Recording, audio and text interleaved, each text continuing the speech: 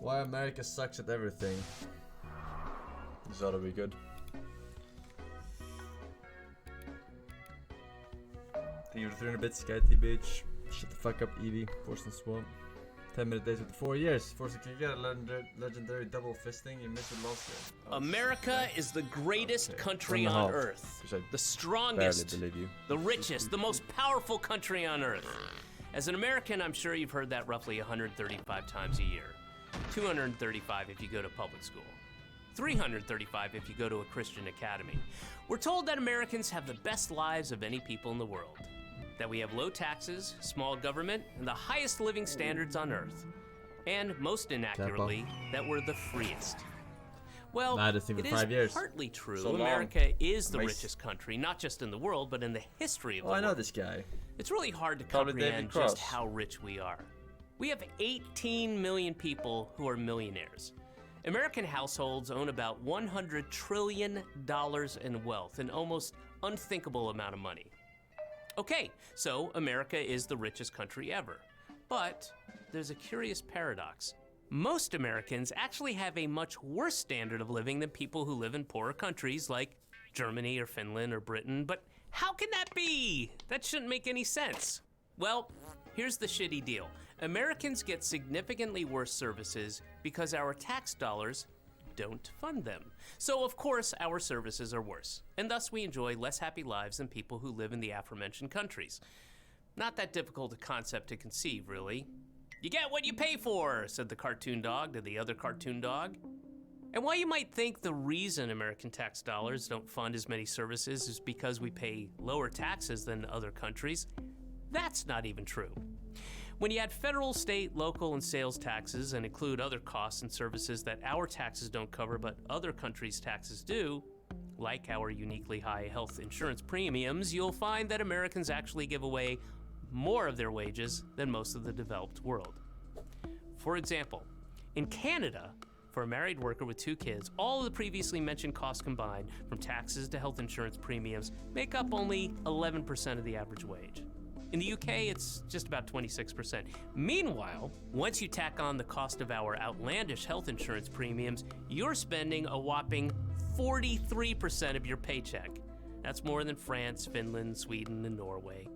In real reality, Americans keep much less of what we own than in other countries. In other countries, their government takes a bit more tax, but then gives that money back to their citizens in the form of healthcare, or job support, or a general safety net for all vulnerable citizens, no matter how dusky they are.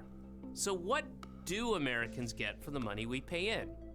Well, sure, we get a crumbling infrastructure, shameful homelessness, and millions of hungry, neglected children, but we also get some of the worst services in the developed world. Again, our healthcare. American healthcare is simultaneously the most expensive, the least efficient, and the least effective healthcare system in the developed world. Hey, the devil's trifecta. And in exchange for this extremely expensive, inefficient healthcare system, what do we get? Well, we get some of the worst health outcomes in the developed world. We have fewer hospital beds per capita than people in Turkey or Brunei. Americans have a lower life expectancy than people in Lebanon or Cuba. And in the Mississippi Delta and much of Appalachia, life expectancy is lower than in Bangladesh. In fact, in 2017, the United Nations sent a commissioner to West Virginia to document what he saw, and he described, quote, third world conditions of absolute poverty, unquote. We even have a higher infant mortality rate than people in Russia and Serbia. In every single stop watching metric. These shit. Transmitters and start jumping already. Is it saying that like as if Russia has a lot of child mortality? Or like he's always saying like these countries as if they're really bad at something, but when I think of life expectancy being terrible, I don't like some of these countries have like fucking 100-year-old elders, you know? Like I'm not like, oh, that's a really poor life expectancy country. America does worse across the board. So why is healthcare so expensive? Because it's so complicated.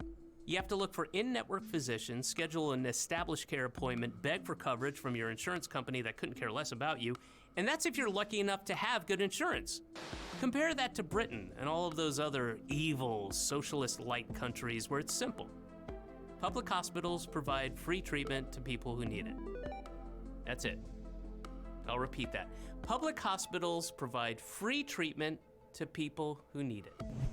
And here's the best part. Even though Britain offers healthcare for free, their system is actually a lot cheaper to run than ours. Per capita healthcare spending in the US is almost 3 times what it is in Britain, and almost 5 times what Canadians spend. In fact, Americans spend the most per person of any country in America, in the but world. at least I don't line in fucking Sweden. Turn your fucking lights off. Snooze. Turn your fucking lights off. Snooze. Turn your fucking I'd rather lights live in off. Sweden than America. Snooze. Turn your fucking lights off. Snooze, fuck you. No, fuck you, Leatherman. Aqua bottle thing for 3 years, man. For healthcare. But the free market is more efficient, you screech. But in America, private systems often aren't efficient at all. Private drug companies have an incentive to charge whatever they can get away with for pharmaceuticals. In Canada, a carton of insulin costs about $20. In the US, it costs $300. And with private insurance companies footing the bill, hospitals have an incentive to get as much money out of patients as possible too. In 2015, the average cost of an MRI scan in the US was $1,119. But it was only $215 in Australia. Spain, about $181. And our healthcare system is so inefficient that we spend over 1/3 of our cost on administration. The United States spends significantly more on administration than we spend on preventative or long-term healthcare. That's just not smart. Okay, we get it. We all know that American healthcare is so much more expensive, you say, but that's the cost of having the freest freedom in God's favorite country. Well, guess what? Medical procedures that are totally free in Britain, like giving birth, cost tens of thousands of dollars in the United States. I mean, you want to talk about the cost of freedom. Sadly, because of these high costs, Americans often avoid going to the doctor, something almost half the population I'm just gonna avoid say shooting they do. this baby out. With shoddy or non-existent health insurance, Americans will wait until their conditions force them into the emergency room where treatment is far more expensive. Again, not a smart system. Quite often, they end up putting off medical visits and dying. Susan Finley, a 53-year-old Walmart employee in Colorado, got pneumonia and took 1 day off of work beyond what Walmart's policy allows. So of course, Walmart's gonna Walmart, which they did by firing her. Without her job, she lost her nominal health care coverage, she struggled to find new work, and after avoiding a visit to the doctor for flu-like symptoms, she was found dead in her apartment. Wow! This guy sounds When just Americans like do me. manage to get treated, I should become they friends frequently with him can't afford it. and found something like a club. Maybe we will call it the Baptist Club. Whoa! Amass bells. Simple, life-saving treatments can cost tens or hundreds of thousands of dollars, and if they don't have really good insurance, they're forced to take on medical debt. Tens of millions of Americans owe medical debt, often into the tens of thousands of dollars. Meanwhile, in a country like Britain or Norway, medical debt is almost unheard of. But hey, that's why GoFundMe is such a critical component of American healthcare. 1 in 3 GoFundMe campaigns is now for medical bills. I'll repeat that. 1 in 3 GoFundMe campaigns is now for medical bills. America is such a strong, powerful, rich, and great country that its citizens have to beg strangers on the internet for money so they can get life-saving treatments that are free in the rest of the developed world. But hey, that's just healthcare.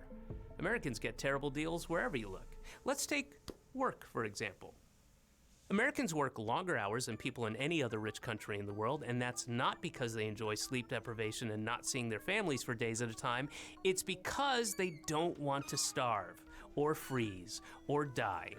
See, America has the least generous job support programs, the least generous family benefits, and the least generous unemployment benefits of any wealthy country.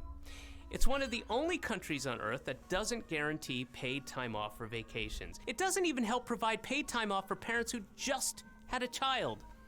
And it's not coincidental that we're also one of the most hostile countries to workers' rights. America has one of the lowest unionization rates in the entire world. Maybe this deprivation, our refusal to give people the means to lead a good, dignified life commensurate with how rich our country is, can explain a bit of what we've seen in the United States over the last few decades. Fraying communities, rising rates of depression and suicide, huge numbers of deaths from drug overdoses.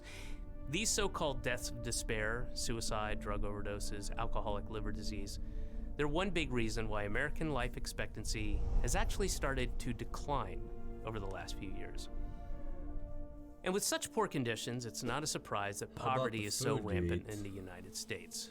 America devotes a smaller percentage of spending on social welfare than any other industrialized economy because, say it with me, socialism is evil. It's evil. Go to Denmark and try telling those happy, healthy families enjoying their paid vacation that their system of government is evil. Guess what? I guarantee they'll know you're an American. But I digress. America also has the highest rate of child poverty of any developed country, and the highest percentage of workers earning significantly less than the child poverty? All childs are poor. They don't have jobs. What do you mean? national median income. That seems pretty evil to me, especially since such a tiny fraction take as much of your money for themselves and their families as you will let them. All the while, both parties smile and shake hands. Across every single metric, no people accept a worse deal than Americans today. High taxes, high cost of living for next to nothing in return from the government. The most expensive healthcare system for the worst health outcomes. More money taken from workers for the highest rate of child poverty. We are the richest country in the history of the world, but we have fewer miles of high-speed rail than Uzbekistan. We are the greatest country in the world, yet we have the most people in prison of any country, and the highest incarceration rate as well, and a higher rate of police killings than in Angola and Sudan. It's my America's birthday bad at everything. today, and I wanted to give some of my birthday money to my second favorite streamer, Feels Birthday Man. My stepbrother got me Outer Wilds on Steam. It seems pretty cool. But Outer my Wilds? most special birthday gift is the Taliban taking off. We played Outer Wilds. Some. Space game, yeah? Because instead of choosing to make life better for people through a public healthcare system or more generous childcare policies or better public transit or programs that allow people to spend more time with their families, American law is designed and crafted to protect a class of parasitical middleman industries. Blah, Instead blah, of using a blah, proportionately blah. tiny piece of the massive amount of the wealth in this country to make people's lives healthier and happier. Most of our elected leaders are, and have been for generations, engaged in a massive project of looting, gently and lovingly guiding as much money as possible from working people into the pockets of the well-connected and the ultra-rich. Think about that as we start hearing about the inevitable rise in homelessness, poverty, starvation, and sickness that will occur during these coming months and years in the greatest, strongest, richest, most powerful country on the face of the earth. America.